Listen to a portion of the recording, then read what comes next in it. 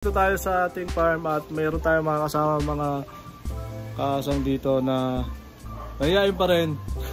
Mahihayin mga nakataligod daw yung marke. Nakataligod kayo. So yun, may mga bisita tayo dito. Kasama ko rin si kumpare ko, si Mitras Backyard. At magbibideo ka rin siya dito. At ako naman ay magche-check lang ako siguro. Hindi muna ako kuha ulit.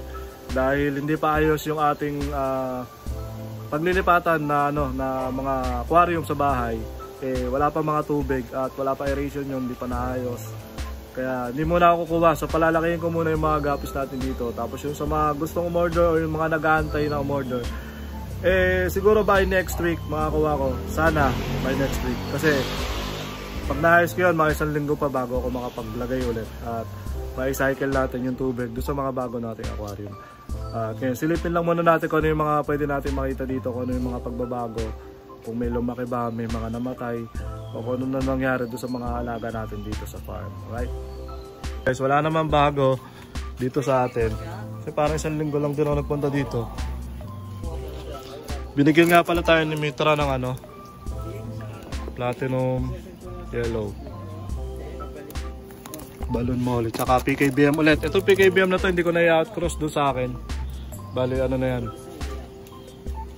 na yung pararamihin ko mismo itong line na to na. Kasi maganda naman yung line nya. At napilihan na rin namin.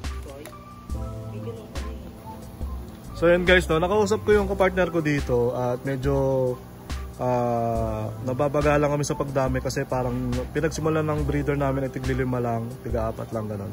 Nakabuo lang kami ng tigi 1 tab. Konti lang yung mga tigta 3 tab. So parang mabagal pa rin yon. Ang plano namin ngayon, wag muna mag-release ng kahit na strain. So i-hold muna namin yung mga strain, tapos yung anak nun, bali yung pang second generation ng aming breed, yun doon na kami mag-start ulit magbenta. So yung mga nakikita nyo dito ngayon, hindi ko muna siya ibebenta o i-out. Kagaya nito, gold natin, full gold, yung mga purple dragon. Etong koi, hindi pa rin. Ito talaga napag-usapan namin na hindi muna mag-out. Yung koi feeder tsaka yung Dambuir mosaic doon sa kabila. Hindi muna kami mag-out yan kasi nga gusto namin talagang massive breeding niya na sobrang dami. So magsisimula kami sa mga 20 pairs, gano'n. 10 to 20 pairs. Ito, yung mga natin, HB Red, Rose Tail. Ayan lang kasi yung first batch niya parang wala pang 20. So, baka sa susunod pa rin kami mag-out yan. Tapos ito yung nilagay natin na nilipat ko ulit tong ating breeder ng ng koi feeder. May mga fry na ulit yung mga koi feeder natin. Yung mga bagong fry, maliliit Kita nyo ba guys? So nag-drop na ulit yung ating breeder dito na trio. Pero parang wala na yung isa. Ano ba ito? Isang pares na lang ata ito. So yung isang pares lang yun nandito. Hindi ko alam kung nasa yung isang female. Baka nandito lang sa loob. Hanapin natin mamaya. Pero nakikita ko dito isang pares na lang. Sana nakatakas lang yung female. So nababawasan na naman tayo ng breeder. Tapos yun, pagsasamahin ko yung dalawang AFP. Dalawa to yung mga albino full platinum natin. Gagawin kong breeder lahat to para magkaroon tayo ng mga 10 peraso o mahigit, mga 15 pieces yan. Gagawin ko breeder lahat yan. Yung tuxedo kayo natin, laki na ng laki na ng pinakananay. Parang na swordtail na yung laki yan yung pinakananay natin. Yan, ito na yung pararamihin ko ngayon. I-reset ko na yung dalawang yun, pero hindi ko pa makasikaso ulit yan ngayon. Tapos yung ating RDSS yan, napansin ko yung RDSS natin kumaunti na rin. So hindi muna magbabawas ng RDSS at magpapalaki muna tayo niyan. RDSS. Tapos ito yung yung nilagay natin purple dragon tsaka yung Dambuir. Dambuir ba to?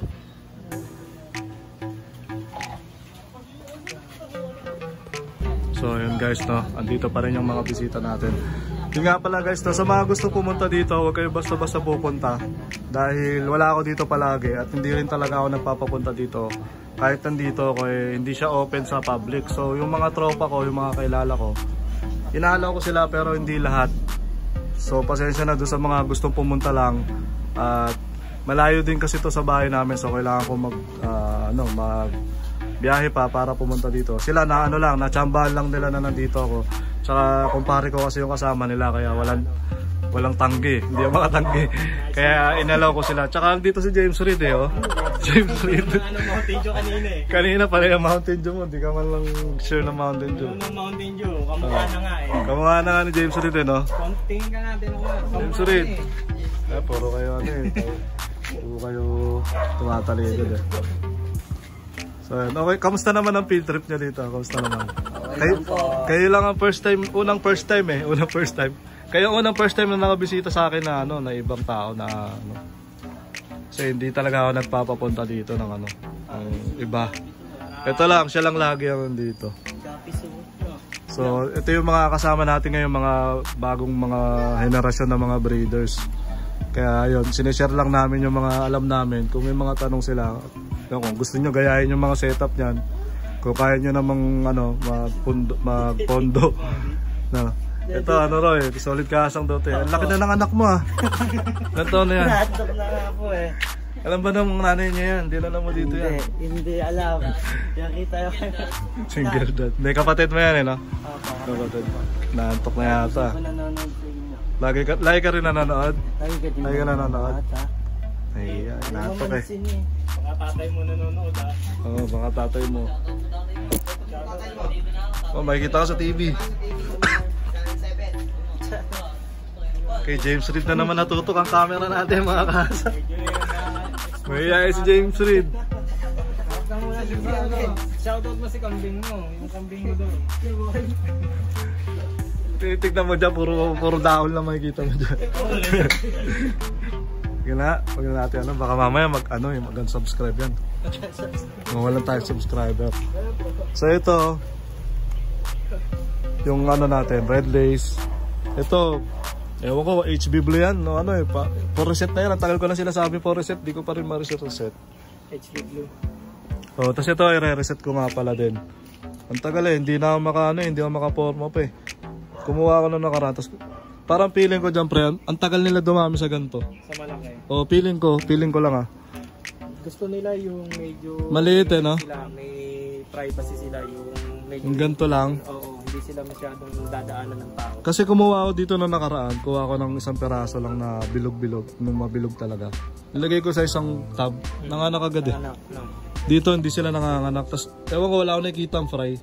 Kaya i-reset ko na yan, tapos lalagay ko dyan gapis na. Mga fry niya, mga gapis. May plastic dito. Abangan na natin. Mga malunod yung ating mga paboritong strain dyan na pang malakasan natin. Ito lang pang malakasan ko dito eh. Toy feeder. Nasa VIP. Oo, nasa VIP lounge yan eh. Nasa VIP. Oh, ganda ng isa Ganda Ayan, ganda. Hindi ko bibenta daw muna yun. Sabi nung kapartner ko, bawal muna magbenta. Ang ganda kulay, tenga, ulo, form.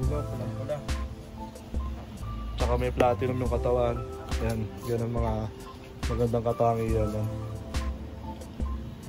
So ayun, ang dami ko pa rin kailangan gawin dito. Magre-reset ako dyan, hindi ko na nagawa. Yung mga laman natin, hindi ko na nagawa. At ayun. Sa susunod na lang ako magtatrabaho dito kasi yun nga, may mga tao dito. At hindi ko rin dala yung mga gamit ko. At ayun, wala pa naman pagbabago ngayon linggo to. Siguro next week pagbalik ko dito, marami nang magbabago dyan. Ang bago lang dito ngayon, dito si James Reid.